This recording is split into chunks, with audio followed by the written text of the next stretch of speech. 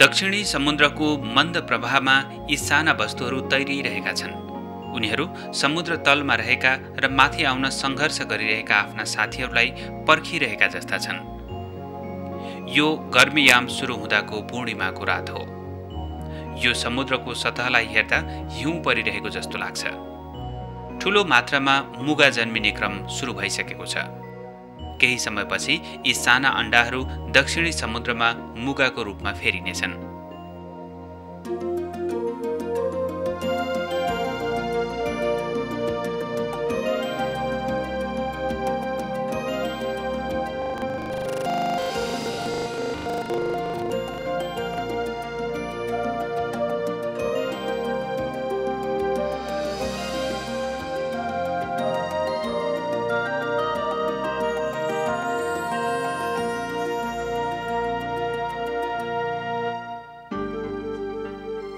विश्वको सबैभन्दा ठूलो मुगा ग्रेट ब्यारियर रिफ हो। यसलाई बनाउन असंख्य जीवहरूले सहयोग पुर्याएका छन्। यो कल्पना गर्न सक्ने भन्दा बढी फैलिएको छ। यदि पानीलाई हटाइदिने हो भने यो पहाड जस्तो देखिन्छ।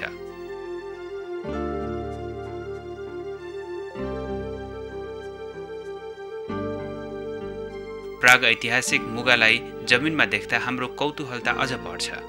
यो पश्चिम अस्ट्रेलियामा रहेको 50 मिटर अग्लो र ग्रेट ब्यारियर रिफ जत्तिकै अर्थात् 4 करोड वर्ष पुरानो छ। यसमा विभिन्न किसिमका जीवहरू जीवाश्मको रूपमा देख्न सकिन्छ।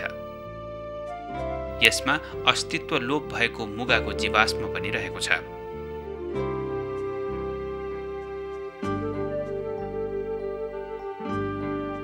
ओकिनावाको पश्चिममा रहेको क्याल्मा टापुमा सबैभन्दा सुन्दर मुगा देख्न सकिन्छ।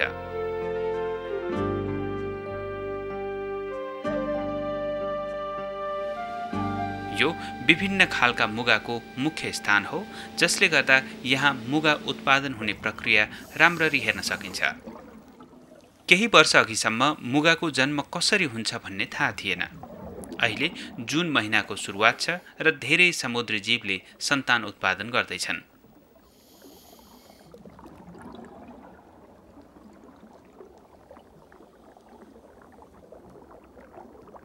शत्रुलाई देख्ने बित्तिकै नीलो हरियो रङको क्रोमिस मुगाको हाँगा पछाडि लुक्छ। मुगाले धेरै खालका जीवहरूलाई बास दिएको छ। चेभरोन बटरफ्लाई माछा, सिएनिमोन र क्लोनफिस, लामो पखेटा भएको ब्यानरफिस। प्रत्येकको आफ्नै खालको आकार, रङ र जीवनशैली छ। सबैभन्दा रोचक गाढा नीलो धर्को भएको क्लिनर ऱ्यास हो। यो माछाको सुरक्षित बाटो बनाइदिने र खानाको भरपर्दो स्रोत हो। लामो नीलो धर्को भएको फुसिलियरले हानि पुर्याउँदैन, बरु यसले मुखमा बाँकी रहेको खाना र झिल्लीमा भएको परजीवीलाई खाइदिन्छ।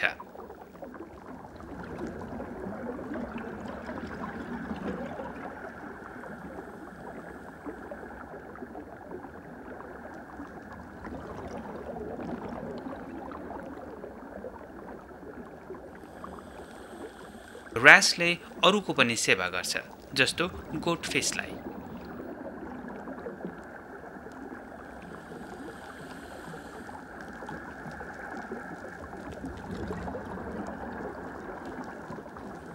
उष्ण प्रदेशीय जङ्गलले जस्तै मुगाको जीवन्त चट्टानले धेरै खालका जीवहरूलाई वासस्थान दिएको छ।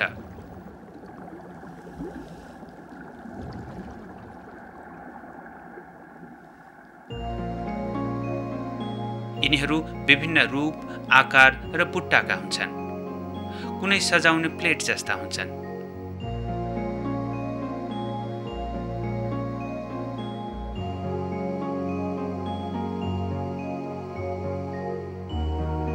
रुखका हाँगा र काँडेदार झाडी।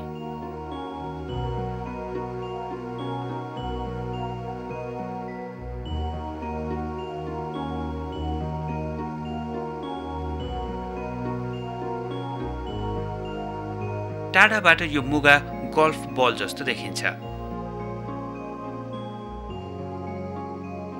वास्तवमा यो सफ्ट बल जत्रो छ। यदि यसलाई परीक्षण गर्ने हो भने पन्यु आकारको यसलाई देख्न मुस्किल पर्दैन। ठूला माछा लुक्ने यो राम्रो ठाउँ हो। ढुङ्गाका मूर्तिहरू जस्तै यी मुगाहरूको आकृति समुद्रको सट्टा जमिनमा पाइने वस्तुहरूका जस्ता छन्। यो बन्दाकोपी जस्तो देखिने मुगा हो।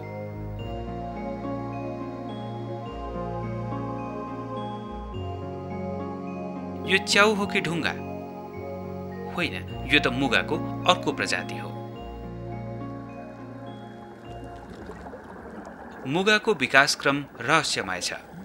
यसको उत्पादन प्रक्रिया प्रत्येक वर्ष गर्मीयामको सुरुतिर एउटै समय पूर्णिमाको रातमा हुन्छ। यो रङ्गी बिरङ्गी ब्यानर फिस राति धेरै सक्रिय हुँदैन।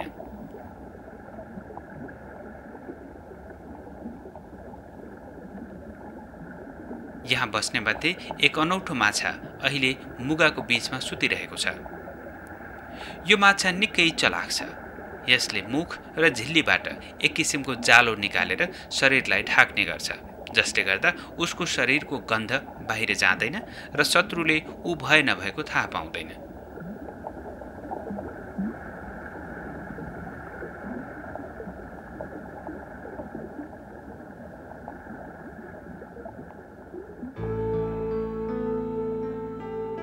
मुगा दिउँसो ढुङ्गा जस्तो निर्जीव देखिन्छ।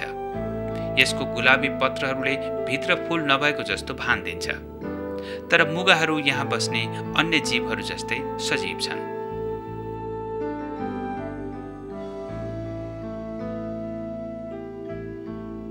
यी सेता धागो जस्ता वस्तुहरू सजावटका लागि होइनन्।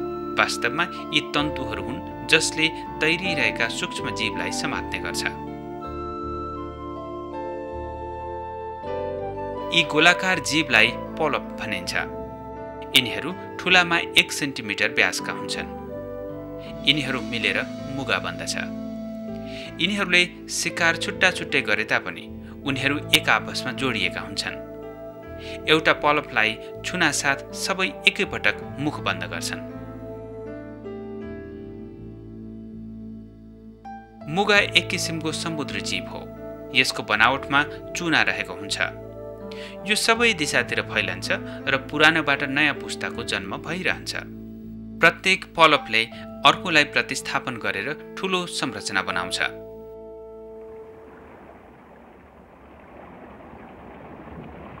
मुगाको उत्पादन ठूलो संख्यामा एकैसाथ हुने गर्छ। धेरै खालका समुद्र जीवहरूको जीवन मुगाको नियमित उत्पादनमा अडिएको हुन्छ।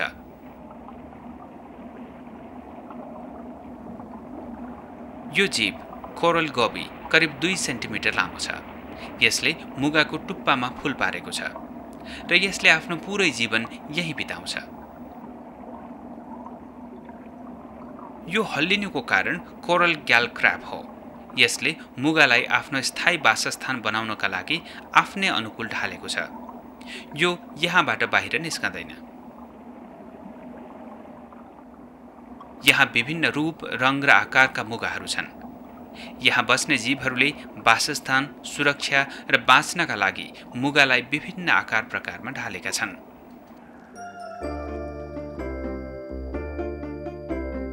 के यो मुगा फक्रिरहेको हो? होइन, यो क्रिसमस ट्री वर्म हो। यसले आफ्नो शरीरको एक भागलाई फूल जस्तो बनाउँछ र अर्को यो उनीहरूको शिकार समात्ने विधि हो।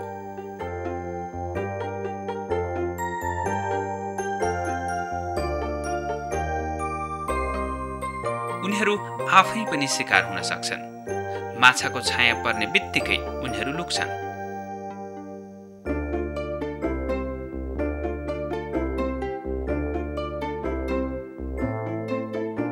मुगालाई पुवाल पारेर वा खाएर यिनीहरूले सजावटको भागबाट सास फेर्ने गर्छन्। क्रिसमस ट्री वर्म मुगामा बस्ने सबैभन्दा रङ्गी बिरङ्गी र विलक्षण जीवमा पर्दछ। यसले मुगालाई आफूले चाहे अनुसारको आकार दिन्छ, जसले गर्दा यसको रहस्यता र सुन्दरता बढ्छ। मुगामा फोहोर रहन पाउँदैन। यो हर्मिट क्र्याबले यहाँ बस्ने जीव मरेपछि तुरुन्तै यसको वासस्थान कब्जा गर्छ। यसले आफ्नो एन्टेना शिकार समात्न प्रयोग गर्छ।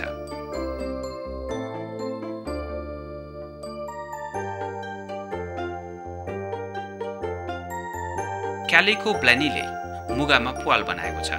यसले आफ्नो पुरै जीवन यही बिताउँछ। खानाको खोजीमा यो प्वालबाट निस्कने गर्छ र शत्रुबाट बच्न तुरुन्तै भित्र छिर्छ।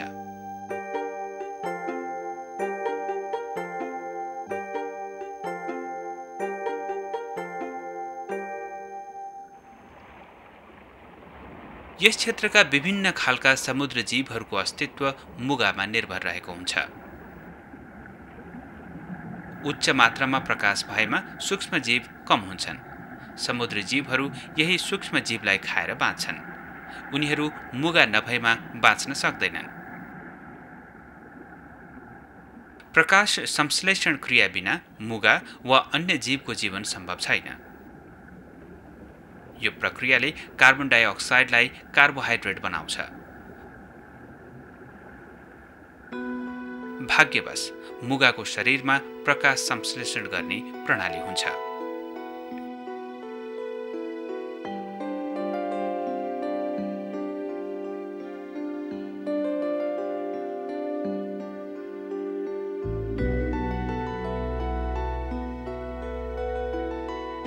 प्रकाश संश्लेषणको राम्रो प्रक्रिया यो फोका जस्तो देखिने मुगामा देख्न सकिन्छ।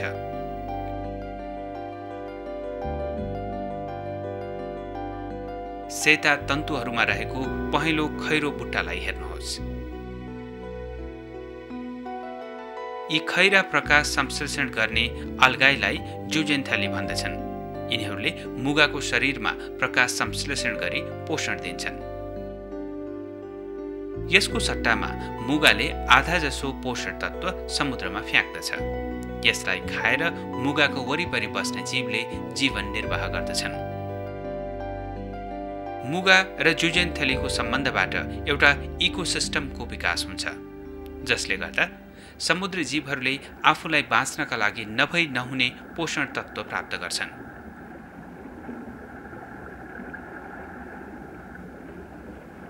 मुगाले समुद्रमा जमिनमा हुने जङ्गलले जस्तै व्यवहार गरिरहेको हुन्छ।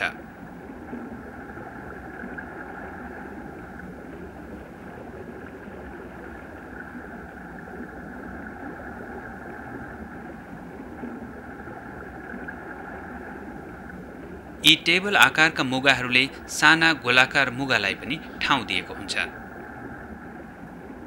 यहाँ आफ्नो क्षेत्रका लागि सङ्घर्ष हुन्छ र प्राकृतिक सन्तुलन कायम रहन्छ।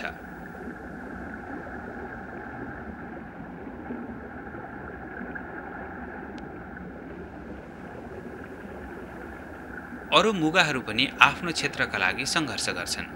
यो ठुलो मुगाले यो सानो मुगालाई चारैतिरबाट घेरेको छ, तर यसले त्यसलाई छोएको भने छैन।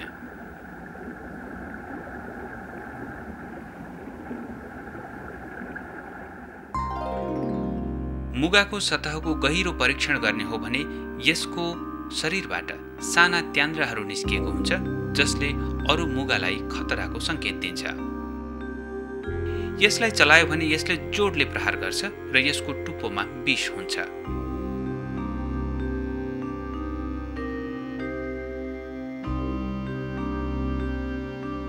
खतराले गर्दा अरू मुगाले सुरक्षित स्थानतर्फ या अरू मुगाको तन्तु नभएतर्फ शरीरको विस्तार गर्छ। स्थान र बाँच्नका लागि हुने लडाईँमा प्रत्याक्रमण पनि हुन सक्छ। यहाँ देखिए जस्तो एउटा फरक खालको मुगाको विकास गोलाकार मुगाको दाहिनेपट्टि भएको छ। यसको तन्तु अर्कोको भन्दा फरक छ।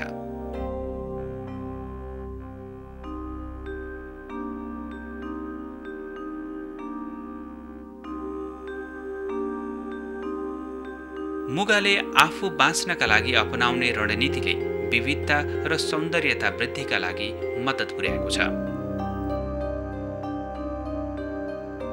शस्त्र सज्जित तन्तु र त्यान्द्राहरूले स्थानको लडाईँमा मद्दत पुर्याउँछ नै भन्ने छैन।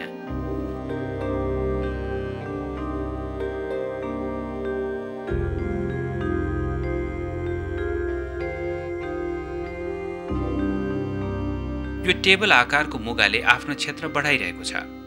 मुगाको जीवन प्रकाश संश्लेषणबाट प्राप्त हुने पोषण तत्त्वमा निर्भर रहन्छ। तर सूर्यको किरणलाई छेकिदिनाले तल भएका मुगा बाँच्न सक्दैनन्।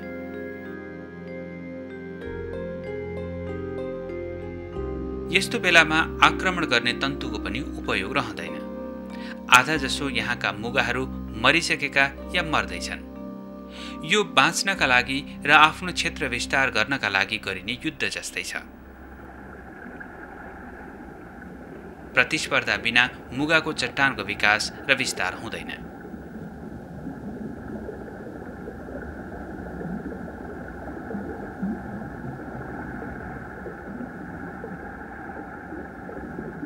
तल लुकेर बसेको यो मुगाको अर्को प्रकारको शत्रु हो। दिउँसो यो धैर्यतापूर्वक रातको प्रतीक्षामा बस्छ र मुगालाई खान्छ।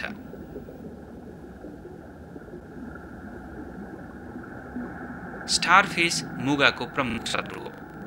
यसको जिउमा काँडा हुन्छ।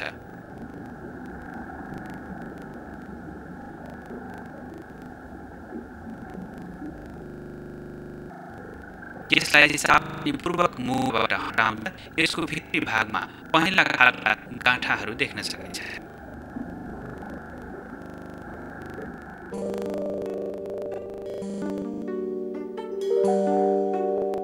यसले पेटको काम गर्छ। यसको पेटबाट निस्कने तरल पदार्थले गर्छ।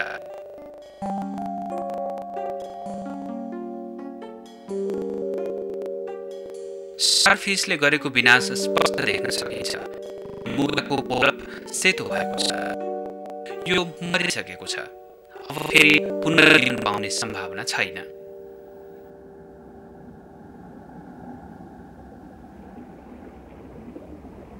मुगा मरिसकेपछि यसमा आश्रित अरू जीवहरूलाई बाँच्न गाह्रो हुन्छ।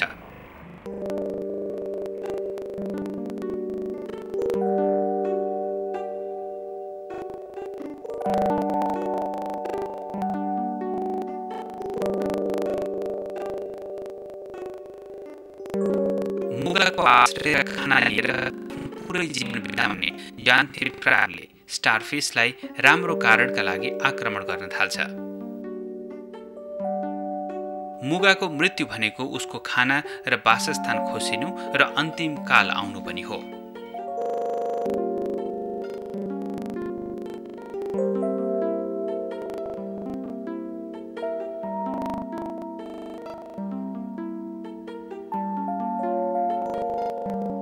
असामयिक प्रतिस्पर्धा सुरु भएको छ।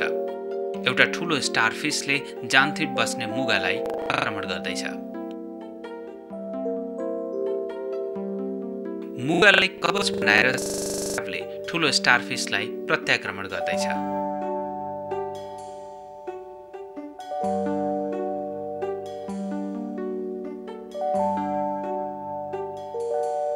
यसले यो ठूलो जीवको कडा काँडालाई टुक्र्याउन सक्यो।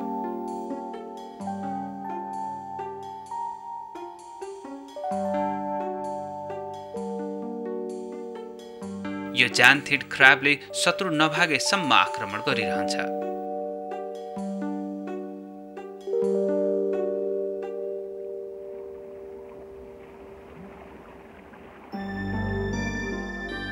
तर यस्तो समय पनि आउँछ जान्थिड क्राबको धैर्य र साहसले पनि पुग्दैनन्। यहाँ धेरै स्टारफिशहरू छन् र यिनीहरूले दिउँसै पनि मुगालाई खाँदैछन्। यसको असर स्पष्ट रूपमा देखिँदैछ, मरेका सेतो मुगाको रूपमा। र यहाँ रङ्गी बिरङ्गी समुद्री जीवहरू पनि छैनन्।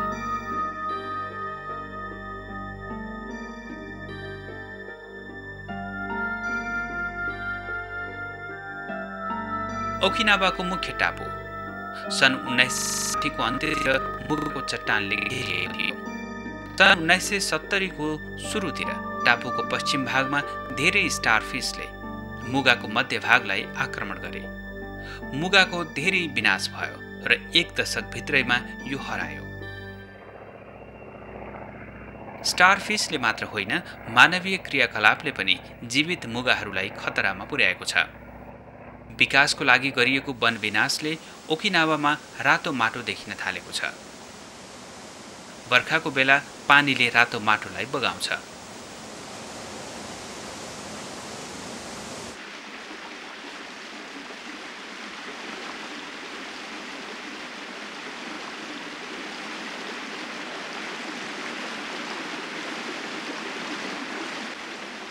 यो माटो नदी हुँदै समुद्रतिर जान्छ। समुद्रको नीलो रङको पानी धमिलिएको छ र बालुवा पनि थुप्रँदैछ।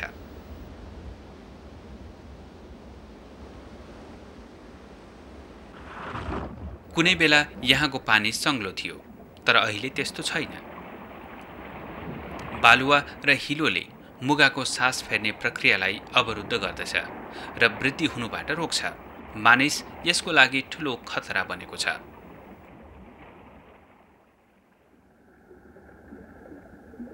तर स्टारफिश र बालुवाबाट बचेका मुगाहरूको जीवन प्रक्रिया भने चलिरहेकै छ।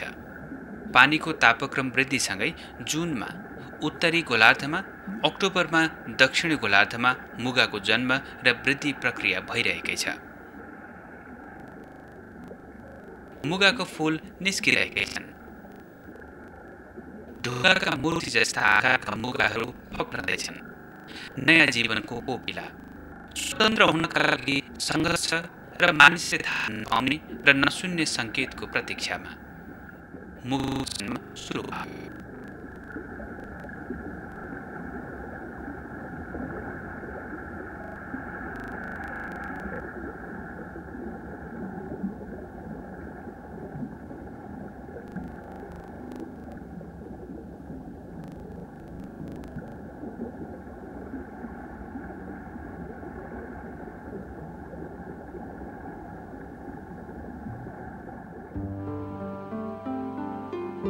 अब यो प्रक्रियाले गति लिँदैछ र मुगाको चट्टानबाट सुन्न सकिने आवाजहरू आइरहेका छन्।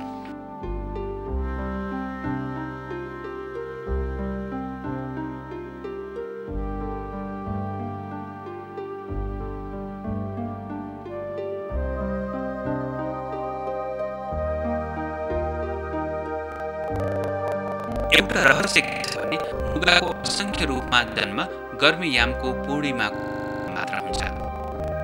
एक जीवनको पुनरुत्पादन क्रिया हो र यो मानिसको जन्मभन्दा पहिलेदेखि नै चलिआएको हो।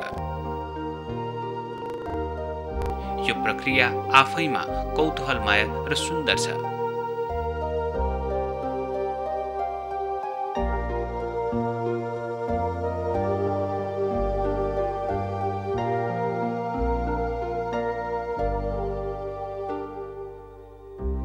हावा र छालले मुगाको फूललाई एक ठाउँमा जम्मा गरेर समुद्रको सतहतिर ल्याउँछ। धेरैलाई माछाले खान्छ र धेरै बाँच्छन् पनि।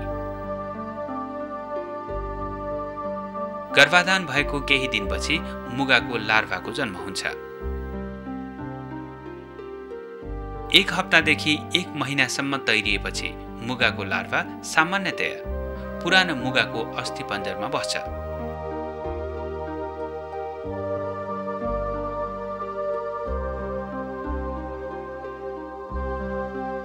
त्यसपछि उनीहरूले समुद्री पानीमा भएको क्याल्सियम र कार्बन डाइअक्साइडको माध्यमबाट अस्थिपञ्जरको विकास गर्छन्। यो प्रक्रिया पूरा हुन करिब 48 घण्टा लाग्छ। यो केही सेकेन्डको टाइम ल्याप्स फोटोग्राफी हो। 20 वर्षको अवधिमा ओकिनावाको मुगा चट्टानको पुनर्निर्माण भएको छ। मानिसले आफू बस्ने संसारको संरक्षण गर्नु अघि अन्य जीवहरूको पनि संरक्षण गर्नुपर्छ भन्ने कुरामा विश्वास गर्नुपर्छ। प्रकृतिले देखाएको मुगाको ठूलो संख्यामा हुने जन्म आफैमा एउटा रहस्य मात्र नभई सहृदयताको एउटा राम्रो उदाहरण पनि हो। के यिनीहरू आफैमा रहस्य हुन् त?